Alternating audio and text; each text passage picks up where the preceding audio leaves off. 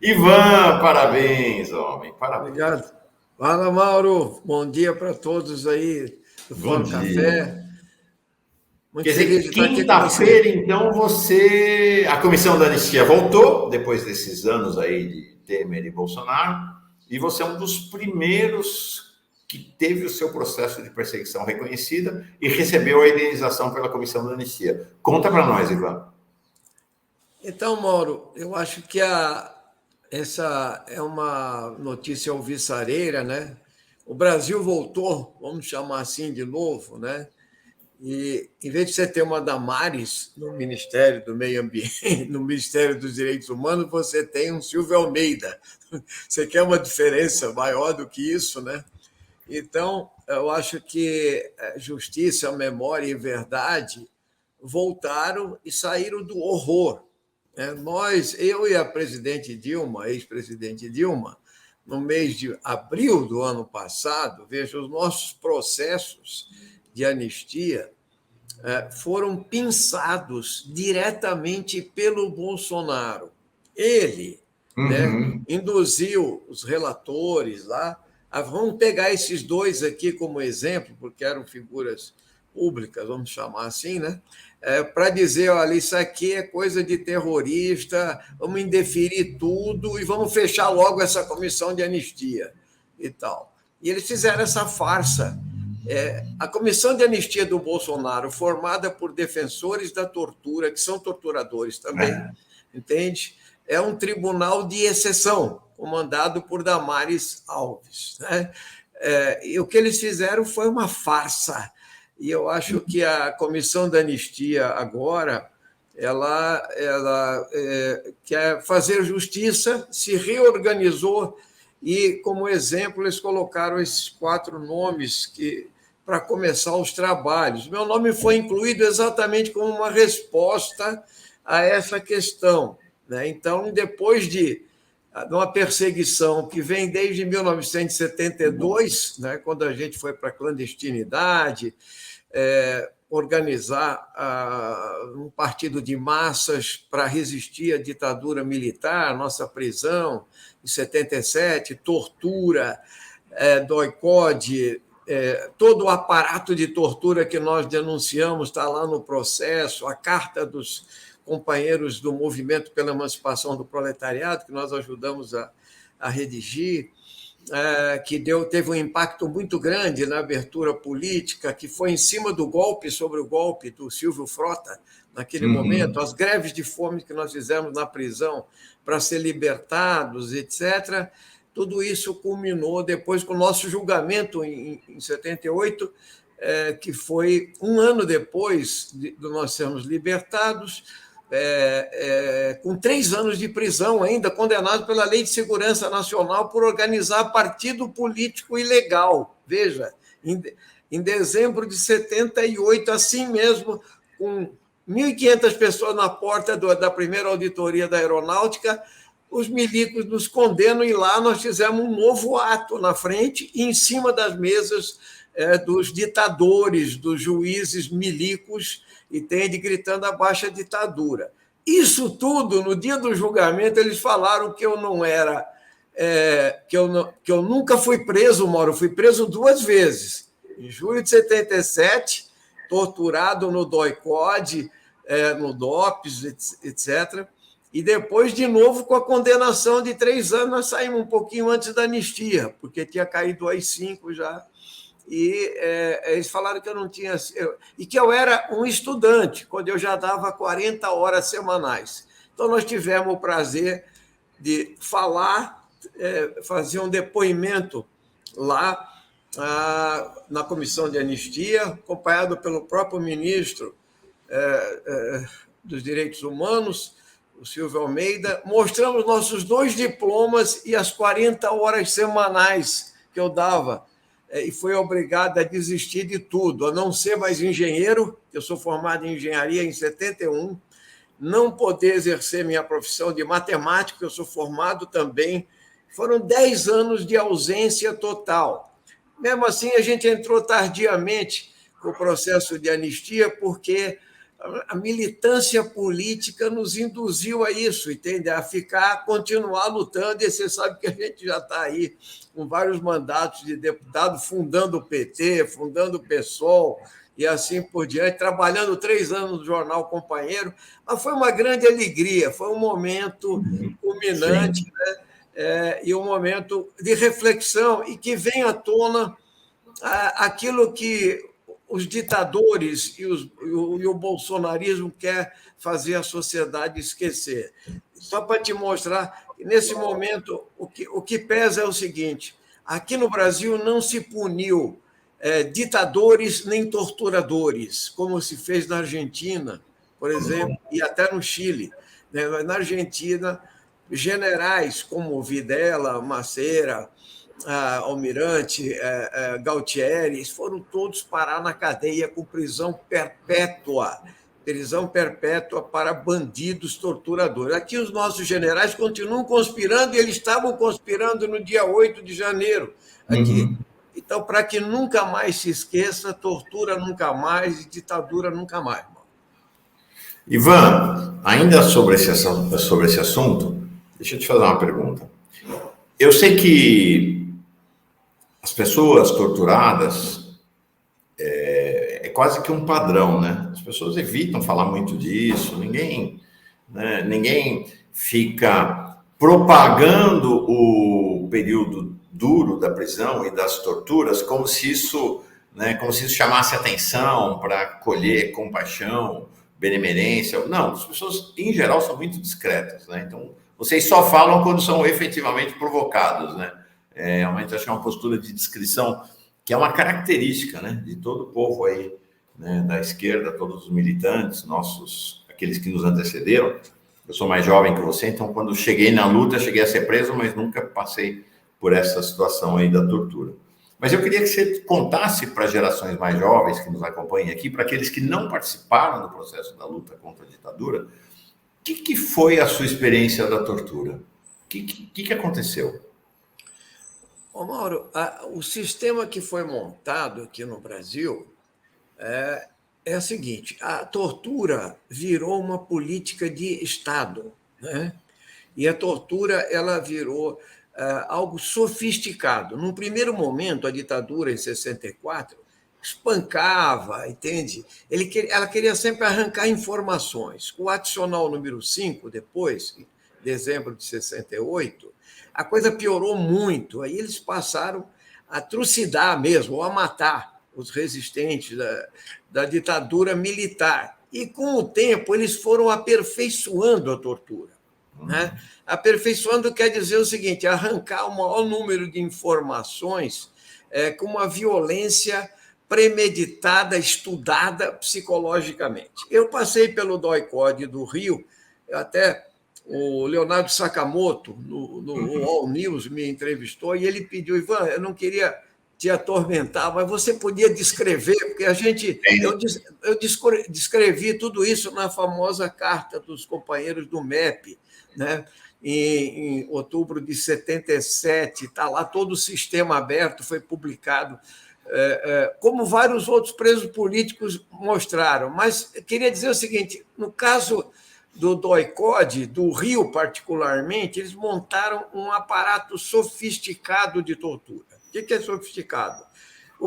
Tem um sistema, eles já sequestram, eles já põem o capuz no sujeito, eles jogam no chão do carro, o sujeito chega no DOI-CODE, ele é despido, o único momento que ele vê a luz é quando ele é fotografado, e daí em diante nós ficamos 10 dias incomunicáveis.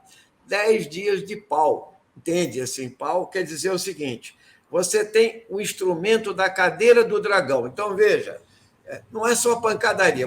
Eles amarram o sujeito numa cadeira de barbeiro, com fios elétricos, as famosas maquininhas de choque, e etc., asfixia com o capuz, pontapés no peito, amarrado na cadeira, e choques em regiões sensíveis do corpo. Não é choque na mão, no pé, etc. É em órgãos sensíveis, no dente, nos ouvidos, nos órgãos genitais, etc. e assim, é uma tortura permanente, né? Fora isso, Mauro, eles montaram no DOI-CODE uma estrutura chamada de geladeira. A geladeira era um cubo de 2 metros, um cubo de 2 metros, né? Quer dizer, ou seja, 2 metros de cada lado, e dentro dele um outro cubo de 1,5 metro, mais ou menos. Então tinha uma diferença entre um cubo e outro de meio metro, que você ficava no escuro, preso. A porta era aquela tampa de frigorífico. Eles mantinham com ar refrigerado e eles colocavam em cima uma lâmpada muito forte, uma câmera lá em 77, tá? E eles monitoravam os presos dia e noite. Se você fosse agachar para fazer um exercício, eles já falavam, para de fazer exercício aí e tal. Eles entravam na cela e faziam, em 3 ou 4 torturadores, abriam a mão para bater no sujeito, 2 seguravam e os outros batiam, era chamada cruz, que eles chamavam. Então, essas coisas todas foram feitas em outros presos, foi o pau de arara, entende? Alguns afogamentos simulados, essas coisas todas. A ditadura tornou isso uma normalidade e o Bolsonaro aplaudiu. Ou seja, o Brilhante Ustra foi o chefe de tudo isso aqui no DOI-CODE de São Paulo, onde ele eliminava presos políticos. Então, a tortura foi um instrumento da ditadura militar. Isso era um fenômeno que veio de fora, entendeu? Porque Dan Mitrione veio aqui ensinar, entendeu? Esse que foi pego pelos Tupamaros lá no Uruguai. Mitrione era um professor de tortura da CIA que ensinou tortura na América Latina inteira, né? Exatamente. Então, era o Uruguai, os brasileiros aprenderam, passaram para os chilenos, quer dizer, quando teve o golpe militar no Chile, foram torturadores daqui ensinar a DINA, no Chile, e na Argentina nós chegamos ao pico, né? Que foram 30 mil mortos, né, na Argentina. Então, esse sistema que se estabeleceu aqui no Brasil e nos países do Cone Sul, particularmente, é isso que aconteceu. O que aconteceu de diferente é que aqui no Brasil eles nunca foram punidos. E os torturadores eram aqueles do Rio Centro, aqueles que colocaram a bomba no Rio Centro, saíram vivos e foram promovidos. Entende? E esses generais Heleno, Braga Neto, essa turma toda, vem tudo de lá. Eles já eram golpistas com Frota em 77, onde o Heleno era ajudante de ordens. Entende? E agora no GSI, quem vê as palavras do Braga Neto, ele continua sendo um sujeito de extrema direita. Quando ele comandou a intervenção no Rio, ele ficava caladinho, mas ele já vinha do Haiti como alguém que estava ali para reprimir, treinar a repressão ao movimento de massa. Não é à toa que esses 2 generais foram à porta dos quartéis antes da tentativa de golpe de 8 de janeiro. E são comandantes disso. Então, o Brasil não pune torturadores, nós temos que passar por uma revisão total. Os nossos almirantes, quem viu ontem, diálogos do STM, do Superior Tribunal Militar, vê que ainda achavam que o STM era mais liberal. Veja os deboches da greve de fome dos presos políticos que nós fizemos lá no presídio Esmeraldino Bandeira e Talavera Bruce, em 77, e havia aquele deboche, né? Eu sei, que morram de fome, que abram vaga. Era assim, entende? Ou seja, eles são pessoas perversas. O militarismo brasileiro criou uma perversão, né? Que naquele filme Que É Isso, Companheiro, se diz, nunca devia se ter aberto, entende? Este frasco, entende? Ou seja, o que aconteceu com Inês Etienne Romeu na Casa da Morte, né? Então, o noticiário continuou. O que aconteceu com Stuart Angel voltou à tona semana passada, na semana da abertura da Semana da Anistia, né, Mauro? Veja como é que pode isso. Então, é lógico que, voltando ao que você perguntou inicialmente, para mim, né, teve gente que ficou muito marcada pela tortura, né? É lógico que a tortura marca mesmo, você nunca vai esquecer, mas você não, como eu falei no dia da anistia. Eu quero a punição dos torturadores não por vingança, mas por democracia e para que nunca mais aconteça. Né? Mas o que aconteceu no Brasil não pode, não deve ser esquecido, como na América Latina toda. Então, é por isso que é necessário resgatar essa memória para combater o fascismo no nosso país, que está presente, ele continua presente, e agora mesmo você estava falando das redes sociais, que elas é que normalizam, inclusive, a tortura, os valores. O que o Bolsonaro fez no dia da votação do impeachment? Louvou o brilhante urso torturador da Dilma. Quer dizer, como assim? Entende? Como é que esse sujeito não foi caçado? Como é que essa figura execrável chegou à presidência da República?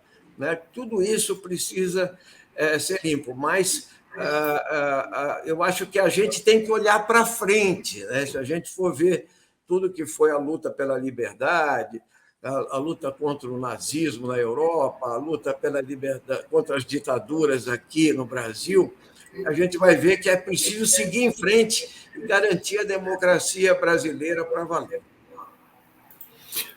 Ivan,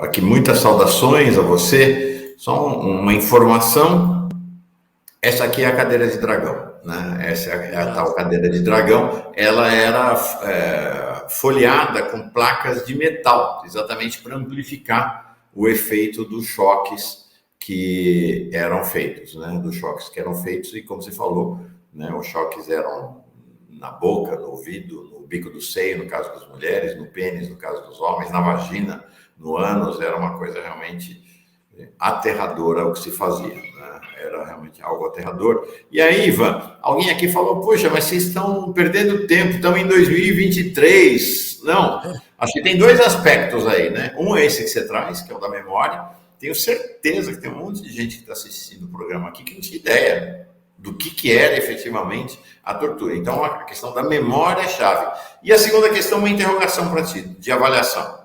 Nós lutamos uma luta de vida ou morte na eleição de 2022 para derrotar Bolsonaro. Como você falou, Bolsonaro, no voto dele do golpe contra Dilma, fez o elogio público do maior torturador da história do país, é o que seria uma espécie de Damitrione nacional, que era o brilhante Ustra, e elogiou como sendo o terror de Dilma Rousseff.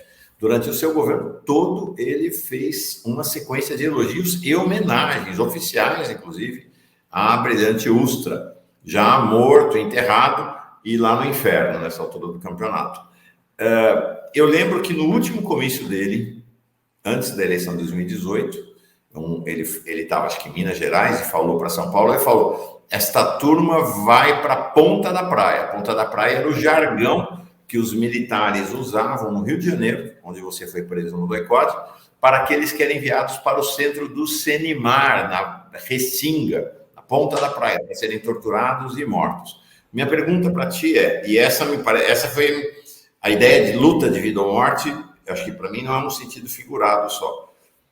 Eu creio que se Bolsonaro tivesse conseguido o segundo mandato, a gente corria um risco sério de uma ditadura aberta. Porque o primeiro mandato ainda foi nos termos de uma democracia convalida, mas da democracia. A gente não teve prisão, tortura, assassinatos, pelo menos na dinâmica da ditadura. Você acha que a possibilidade da volta da ditadura era real se Bolsonaro tivesse vencido? Mauro, na verdade, não há condições, nem se precisa, nem a elite econômica, cínica, ou os interesses internacionais têm interesse numa ditadura escancarada militar. Mas esses bolsonaristas, entende? Esses que esperavam que os CACs fossem a linha de frente do golpe militar, e os milicos da linha dura também, eles tinham, sim, a expectativa de um endurecimento. Você podia ter onda de prisões, você podia ter a violência, a tortura, que para eles é normalizada. Entende? Então, eu quero afirmar que quem é terrorista é o Bolsonaro. O Bolsonaro praticou atos terroristas e foi o exército que denunciou ele, expulsou ele. entende?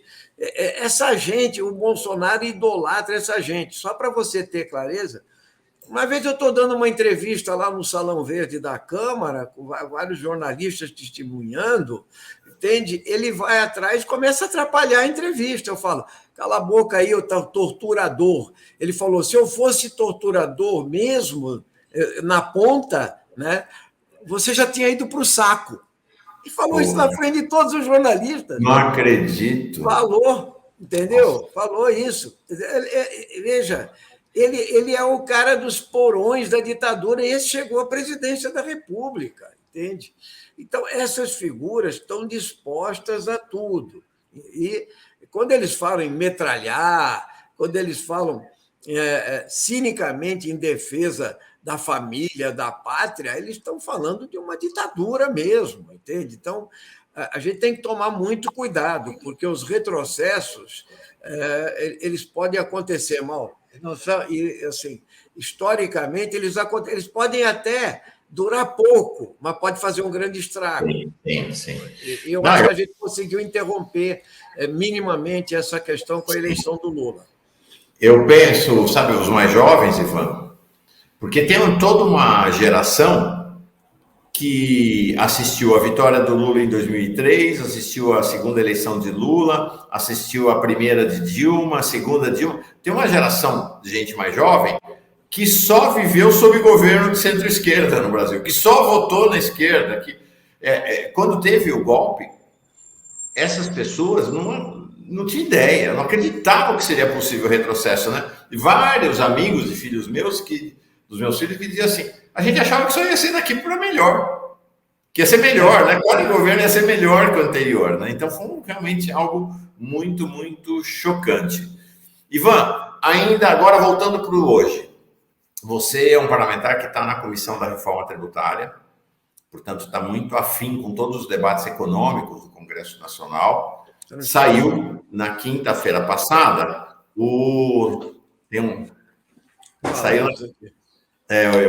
Saiu na quinta-feira passada o arcabouço fiscal de Haddad e Simone Tebet, e há opiniões divergentes no interior da esquerda. Eu colhi a opinião de alguns economistas de esquerda. Semana passada tiveram aqui o Davi De Castro, nosso amigo comum, que é o assessor econômico da bancada do PSOL, o Eduardo Costa Pinto. Essa semana virá o Pedro Rossi aqui. Mas, de uma maneira geral, os economistas de esquerda, em que pese considerar o arcabouço fiscal melhor que o teto de gastos, muito preocupados com os efeitos do arcabouço sobre a economia brasileira, dele perpetuar uma situação de baixo crescimento e alto desemprego. Há opiniões, essa é a opinião da maioria, há uma gradação, né? Um Beluso, por exemplo, tem uma opinião um pouco mais favorável, há uma gradação nessas opiniões, mas pelo que eu estou vendo, tudo indica que vai passar com folga na Câmara e no Senado.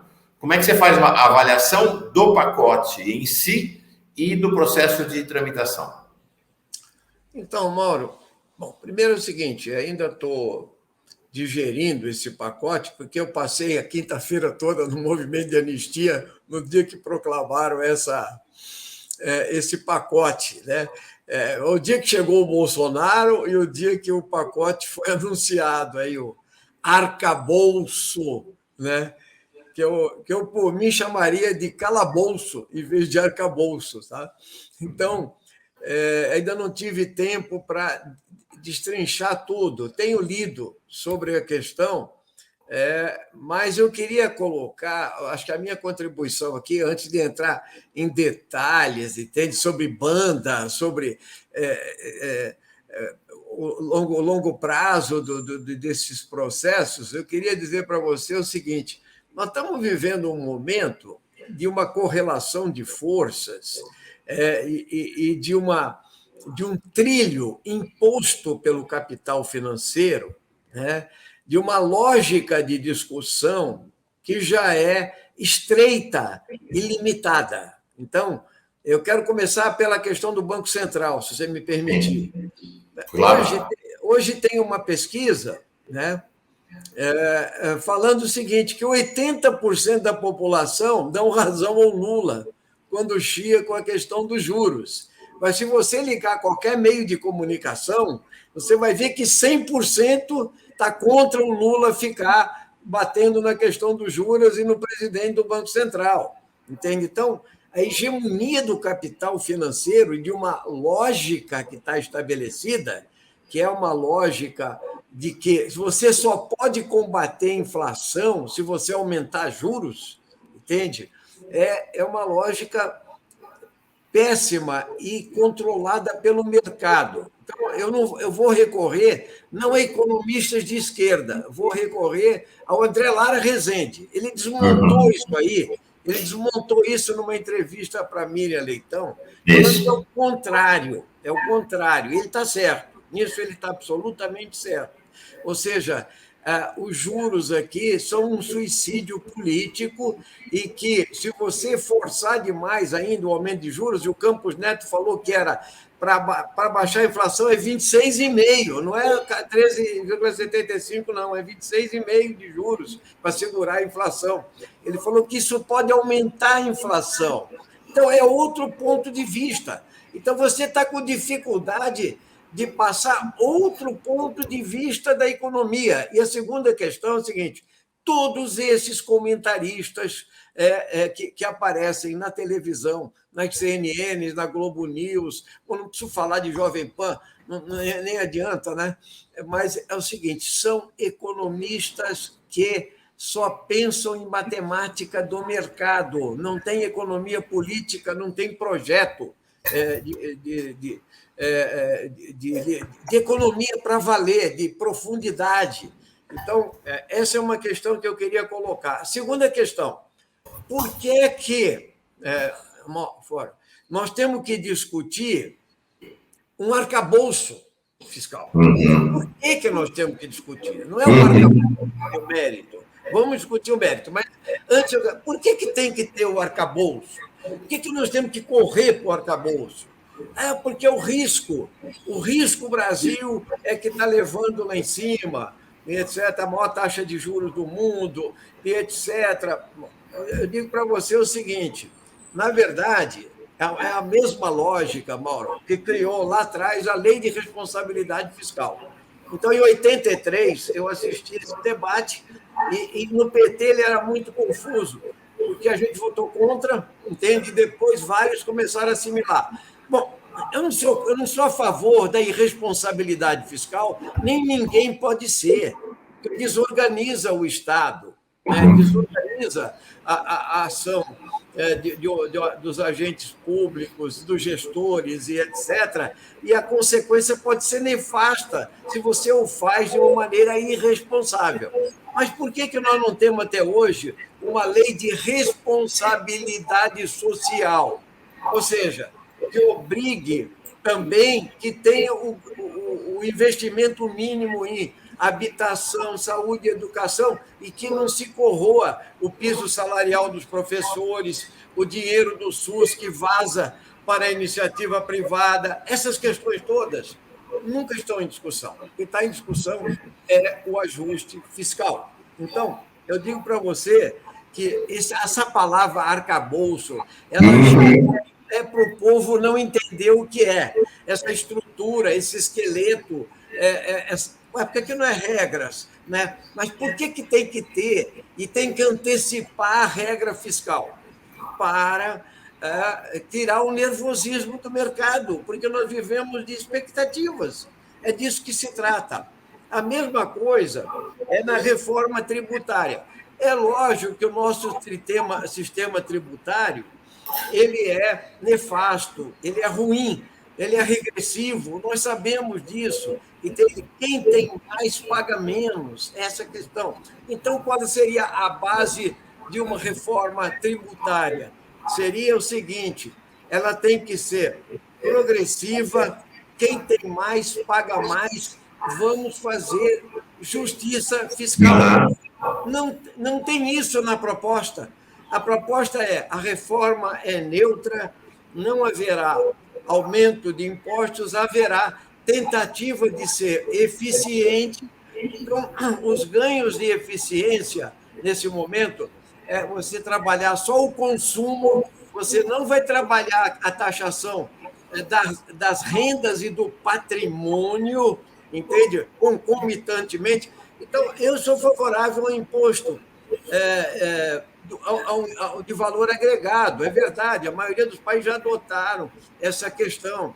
Mas por que não se trata concomitantemente do imposto de renda? E como é que não se trata concomitantemente do imposto sobre a propriedade? E aí você vai ver o seguinte: escárnios como a questão dos lucros e dividendos, você faz por um projeto de lei. Seriam 80 bilhões de reais. Amanhã você tem em mãos. O Haddad quer 150 bilhões. Então, eu vou concordar com várias coisas que estão lá no projeto. Sim, esses ralos que o Haddad quer tapar, a gente combateu, Mauro, o PSOL votou contra todas as isenções fiscais durante 5 anos no governo da Dilma. Uhum. Por uma razão simples. Entende? Eles tiravam o PIS/COFINS, principalmente. E depois se falava, agora nós precisamos de uma reforma da Previdência. Entende? Você tirava o PIS/COFINS os empresários embolsaram, não geraram emprego nem renda, e 500 bilhões, e a Dilma é criticada até hoje por isso, e o Manteiga, só que todos votaram a favor das isenções. Não, Ivan, é inacreditável. Na quinta-feira passada, quando você estava lá na comissão da anistia, foi votada uma medida provisória do Bolsonaro dando isenção fiscal para empresas aéreas e essas empresas de grandes eventos, tipo Rock in Rio. Querem saber? A liderança do governo Lula, estou falando do governo Lula, encaminhou a favor dessa. É um negócio que eu achei inacreditável. Como é que é possível que a liderança do governo encaminhe a favor isentar companhias aéreas e essas mega empresas dos chamados grandes eventos de pagar imposto nesse país? O governo votou, a liderança do governo no Congresso encaminhou a favor desta isenção. Aí depois vem falar de cobrar imposto dos mais ricos? Espera lá. Essa questão, a justificativa agora vai ser a correlação de forças, você está entendendo? Ou seja, se você pegar todas as opiniões que estão saindo por aí, inclusive de liberais, ouviu Janete da Fonseca ontem na CNN, viu? Não, é ótimo, o Haddad virou uma pessoa bastante aceitável pelo mercado, quando no primeiro dia de governo ele era um mega ponto de interrogação e etc. Eu não estou discutindo ainda o mérito da questão. Certamente o governo Lula vai ter que lidar com a correlação de forças no Congresso Nacional. Aquilo é um festival de lobbies, entende? Que vão atuar. Na reforma tributária já estão atuando, porque o agro não quer pagar mais imposto, o serviço não quer pagar, entende? Os municípios grandes vão chiar, então ainda tem um ajuste para fazer, tem muito otimismo nessa questão. Por quê? Porque os lobbies são poderosos mesmo. Então, o governo Lula, veja, você tinha que dialogar mais com a população, com a massa. Quando você fala... Estava comentando aqui, Ivan, na sexta-feira, depois de anunciar o pacote, eu não entendi. O Haddad foi para São Paulo e só se reuniu com empresário e banqueiro, mais ninguém. Mais ninguém. Outra coisa que me chama a atenção e que fala um pouco sobre qual é o status da esquerda no Brasil, fiquei chocado na quinta-feira. As pessoas de esquerda algumas pessoas de esquerda comemorando porque a bolsa subiu e o dólar caiu depois do anúncio do pacote. Gente, pelo amor de Deus, onde foi parar a esquerda brasileira? Comemorar porque a bolsa subiu. A bolsa especula para lá e para cá, entende? Se a gente for ficar com esse pânico, porque a bolsa subiu um dia, caiu outro dia, porque o Lula falou que a privatização da Eletrobras foi um crime, entende? Caiu a bolsa já. Então, se você for se preocupar com isso, você não faz mais nada. Você só vai atender ao mercado. Agora, tem uma real correlação de forças. Então, se você for ver os jornais de hoje, e particularmente a Folha de São Paulo, o endireitamento da imprensa, Mauro, nesses dias, passou a fase de lua de mel.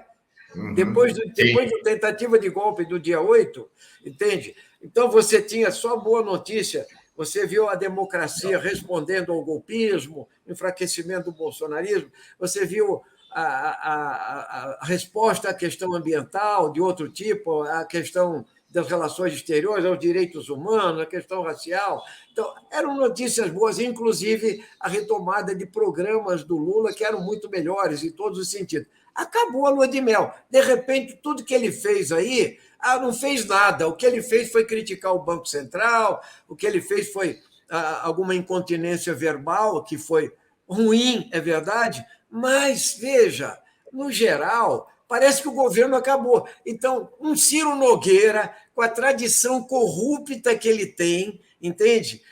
Com a visão de centrão dele, tem uma página de jornal para falar que o governo já derreteu. Como assim? Entende? Quer dizer, Ciro Nogueira falou que o Lula tinha sido o melhor presidente da República do Brasil há 5 anos atrás, entendeu? Agora o governo derreteu, o grande líder do Brasil chama Jair Bolsonaro. É um escárnio, mas estão lá falando sobre isso. Ou seja, o pessimismo do mercado, a expectativa é sempre que o governo tem que entrar no trilho. Entrar no trilho é menos gasto. A palavra gastança, a palavra estouro, tal, faz parte do vocabulário da grande imprensa. Se a gente fosse impressionar com isso, então você não faz... Pois é. Então, eu acho que, logicamente, quando você já coloca a ideia do arcabouço, você está botando um teto para gastos, entendeu? Claro que não é a mesma coisa que o teto de gastos da emenda constitucional 95, mas é um achatamento, é uma resposta que você tem que dar sempre nessa direção. E aí, quando você fala, bom, mas tem 33 milhões de famintos, a educação foi destruída, a saúde pública detonada e tal, como é que você responde? A ciência e tecnologia, como é que você responde a isso?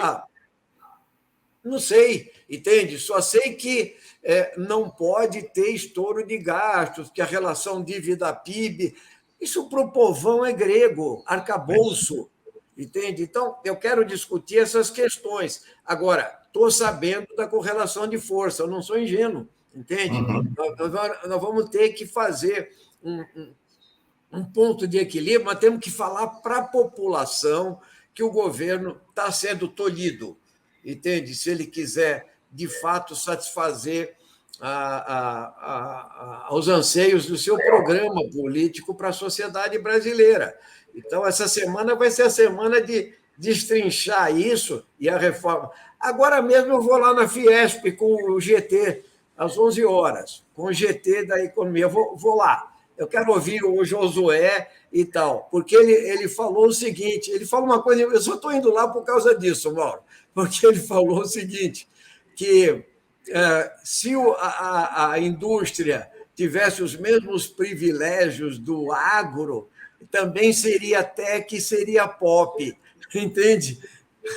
Ou seja, por aí você já vê as contradições que existem, porque a choradeira, digamos assim, dos setores que se beneficiam do capital no Brasil é invisível. Então, dá a impressão que você tem que sempre diminuir imposto, então não precisa de Estado para você gerir as necessidades da população e diminuir as desigualdades e fornecer serviços públicos de qualidade. Esse assunto não aparece no noticiário, nós temos que botar ele em evidência. Eu acho que o Lula estava tentando fazer isso, talvez de uma forma que ele precisa aprimorar nesse momento, com a intuição que ele tem, entende? Mas, ao mesmo tempo, ele está sendo super pressionado pelo mercado, entende? Para dizer, esse governo se inviabiliza se não fizer o que o mercado quiser. É um pouco isso aí. Entende? É essa a lógica. Ivan Valente, está aí. Essa semana, Ivan, para encerrar, só uma pergunta.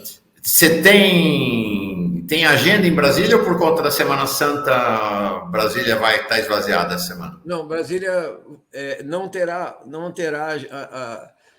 só haverá uma comissão para analisar uma MP lá, mas o plenário não estará funcionando essa semana em Brasília. Então, essa semana, praticamente, ausência dos parlamentares aqui de Brasília, né? Todo mundo na sua base.